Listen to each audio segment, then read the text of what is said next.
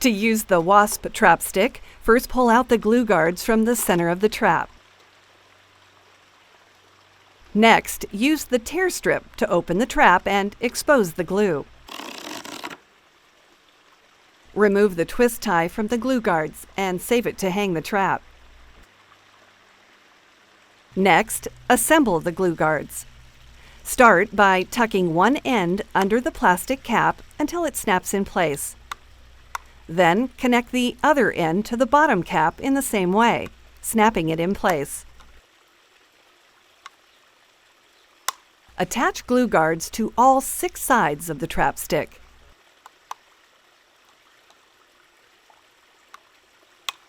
Then thread the included twist tie through the loops on the cap and hang next to wasp nests or wherever insects are bothering you around your outdoor living spaces.